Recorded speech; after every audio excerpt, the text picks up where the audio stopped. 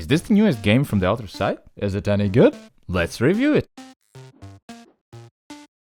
This is the review for the board game Red Rising, the good and bad about it. By the end of this review, you will know if this is the game for you. We have 6 burning questions that we will answer in this video, but before we do that, Yanis, what is this game all about? This is a game. Red Rising is a competitive card game for 1 to 6 players based on the popular book series of the same name, I guess. Red Rising. Red Rising is set in a dystopian future where there are 14 castes struggling for power and control of the solar system. Each caste has their own unique abilities and powers and, most importantly, color. At the start of the game, each player gets a 5-hand... At the beginning of the game, you get 5 cards that are characters from the universe of Red Rising. Each character gives you points at the end of the game, and some optional points at the end of the game. Also, you score points for some things you can do on the board, and at the end of the game, who has the most points wins the game. In your turn, you have 2 options, either to lead or scout. If you lead, you can take one of your cards in your hand and place it on one of the 4 locations. So you just take one card and place it wherever you want. And then you use the deploy action that is written on that card with loads of text. Next thing you do is take up one card from a different location. Then you get the benefit that the specific place gives you. For example, Jupiter, you can move on this fleet track. That's everything you do when you lead, or you can just scout, which means you just check one card from here and add it to a specific location, getting that benefit from that location. That's it, as simple as that. Endgame is triggered when one player has collected 7 helium or 7. The game end is triggered when all 3 of these conditions are triggered by all players, and the conditions are 7 influence in the Institute, 7 fleet strength, and 7 helium. Or if one player has achieved 2 of those, and who has the most points wins the game. But we're gonna talk a lot more about this game in this video, so we just need to jump further to the first question. And the first question is, who would you buy it for? 3, 2, 1, let's go. Book fans! Filler is a relatively short game that you play in between other games. And I feel this could be a filler. With like up to 4 players, I'd say it doesn't take longer than an hour. It shouldn't take longer than an hour. So it's on the longer side of fillers, but still a fairly short game. With 2 players, it's probably even less, like 30-minute game. And why gamers? Even though we explained the rules and they seem pretty straightforward, the cards are all unique, which means they all have unique rules and scoring opportunities. So from the get-go, you get 5 cards, and each of those cards is a unique set of rules. It is quite hard to wrap your head around why you can't hold that. It's not that heavy, just hold it. So it's very hard to wrap your head around what you should do outright. It's just so many things, even though you just, play a card, take a card and do an action. Simple, right? No, it isn't. So that's why it's probably better for gamers. Mine is book lovers for 2 reasons. First of all, I played it with somebody who really enjoys the Red Rising series, and he enjoyed the game 10 to 20% more than I did, because it's really fun to actually see characters that you recognize and say, all right, oh, that's cool, so that's how she looks. It also has the synergy between cards, and if you know the book, then you will probably appreciate it a lot more. Another thing, Jans already mentioned it, there's a lot of text on each of those cards because they are unique. For example, this card alone, there's a lot of words. The rules are so simple because, well, more than half the rules are actually on these cards. So you need to really be a book lover to enjoy this many texts on the cards. Ask me if I read the books. Ask me. Have you read the books? Yeah. Ask me if I like them. Ask me. Did you like the book? Yes. Did you like the game? And we'll talk about that later. What's the best alternative? Boom. That's cheating. That is absolutely cheating. Well, it's not my fault you didn't think of it. No, I didn't mean to, because it's the exact same game, but do tell us why Fantasy Realms is the best alternative. Well, you just said it, because it really is an alternative. Even in the rulebooks, the author actually recognizes Fantasy Realms as a big inspiration for this game. Playing the cards and the system is very, very similar for both of these games. Yeah, or if we review Pandemic Legacy Season 1, would you suggest Season 2? He's just butthurt he didn't think of it first. Please, it's the exact same game. Anyway, in the review Wingspan, I said this is a good alternative to Wingspan. And it'd be weird if I suggested something else now, right? But I'm weird. For this, I'm gonna pick Race for the Galaxy. How the game works in the Race for Galaxy, you just have a hand of cards, which also you can play to score them for points or gain stuff from them and things like that. But they are also the resource you are paying with. So for example, if I want to play this card, it costs me 2 cards. Always this choice, should I play this or should I pay with this? So here there's a similar dilemma, and the rules may be a bit more complex for the Race for the Galaxy, but not by much. But the decisions and the gameplay is much heavier than the rules. Feels like same here. So another thing we need to talk about in alternatives is the pricing, and the pricing here is $60 suggested retail price for the collector's edition. Once those are gone, they're gone, and then there's going to be only retail version, which is going to be considerably cheaper, I assume. For sure. First of all, this game is really, really beautiful and colorful, and these collector item heavy pieces are awesome. But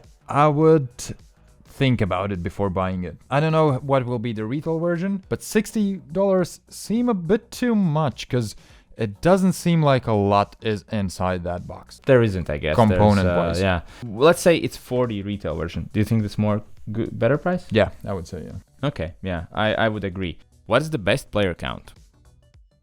The game gets considerably longer with each player you add. Obviously, it's still not going to be more than an hour, probably with 6 players. But honestly, I would never play with 6 players because just, the turns should be really quick. And let's say each of those players just takes a minute to do their turn. That's like 5 minutes. That's a lot of time. So I'd rather play with 2 to 4 players. And I guess on the lower count, since there's almost no interaction. The only interaction is indirect interaction. Yeah, you took the card I wanted, you placed the card on top of the one I wanted, blah, blah, blah. Well, there is this way that you can punish other players' turns in a love letter style. Sometimes you get something and then give a lesser benefit to the other players as well. So there are some. Drop the mic there, boy. Today is drop the microphone day. Yeah. And that concludes our series in how to drop a mic in awkward ways. Thank you for joining in, and see you next time on Drop a Mic. The less players, the actually better, the more I enjoyed the game because it was quicker. Plus, it also means that there will be a bit less cards here, and you need to read a bit less. So it goes together with my first. Less people means that there will be less cards exchanged each time, which means that it's easier to follow along, make some tactics, figure out what you want to do. So I enjoyed it with less players. Next question, what's the worst thing about it? 3, 2, 1. It's high learning curve. It's pretty difficult to get into this game despite the simple rules. 5 cards that you need to read. There's 8 cards on the table already that you need to check out. Plus also, we mentioned that there's a lot of ways you score points. Just cards have their base value. There's these things, and then just to see how the synergy works, to understand what works and what doesn't, it takes a lot of time. First few times we played it, we were just plain confused. No, I get what I can do, but what should I do? I just read everything and try to calculate something or try to find something. Actually, the last, I would say 10 minutes, you can actually see, all right, I will probably keep these cards and then I need to get rid of these. These could get me points. I enjoy the last 10 minutes of this game because you can actually do something. But before that, it's a lot of learning, just figuring out what this game is all about. And for me personally, it feels like a lot more work than fun. And I guess you could just go with the flow and change the cards, but I don't enjoy that at all in games, just randomly doing something and hoping for the best. You have to think a lot, but you can't figure out anything. It gets better each time you play, because then you know the cards and then you actually can figure it out, but the first times, it's a pain to be honest. But it's maybe just me, I guess. No, I can see that, yeah. Well, mine's card draw. Sometimes you will get like 5 cards that from the get-go, just click. You don't need to do anything. You just look at that.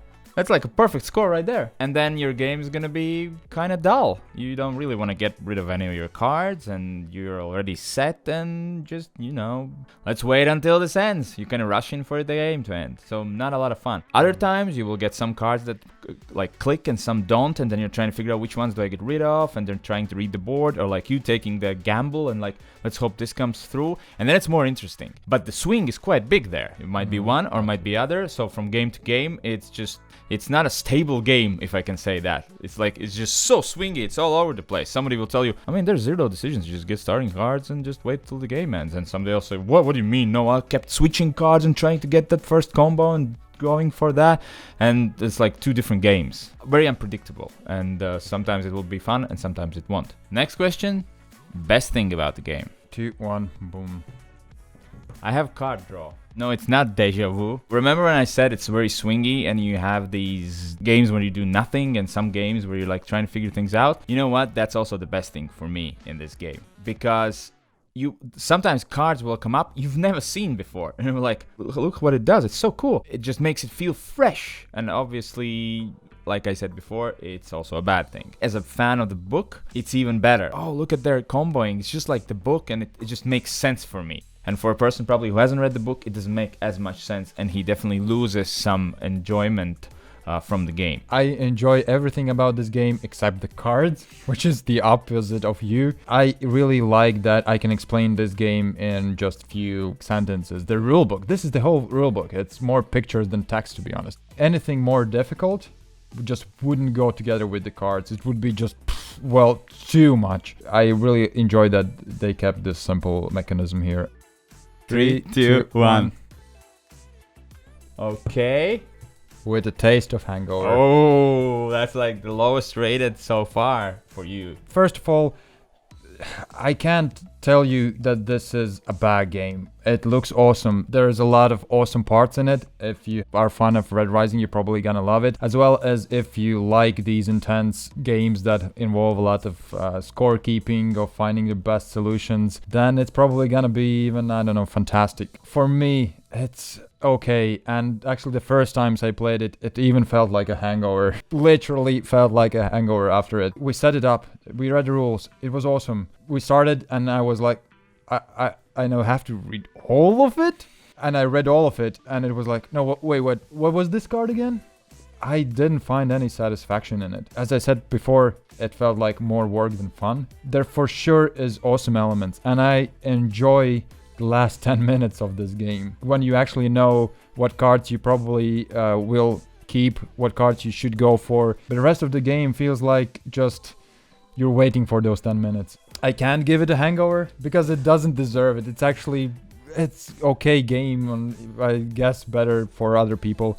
I'm just going with okay. I feel bad about it, but okay. I feel your pain. For me, it's either okay or really good. Depends on what you get. One of my favorite games of all time is Keyforge. And if you ask me, is this a really good game? Depends what deck you get. You get a deck that is pre-constructed, you can't change it, and it might be either powerful or very bad. I feel like it's the same here. When you get a game where cards line up in that way that just it's not fun, and I can see that happening, and probably more often than it should, it's just not going to be fun for you. It's going to be, well, like this fella right here. Depending on what cards you get and what's the layout on the board, it might be not fun for you, it might be fun for you. And just, I guess my best suggestion is give it a couple of goes, 2 or 3 games, and if after that you feel like Giannis, then it's not for you. But if you're willing to, risk this and go like, hey, maybe next one will be really fun, then this might be a game for you. My bottom line would be, if you read the books, give it a go, definitely. If you have not read the books or don't care for the books, then try somebody else's copy before you decide on getting your own. But you still might quite enjoy it because it is a very unique design. That's it with our review. If you enjoyed the way we review our games, then be sure to leave a like and subscribe to our channel because it really helps a lot. And thank you for watching and see you next time. Bye. See ya.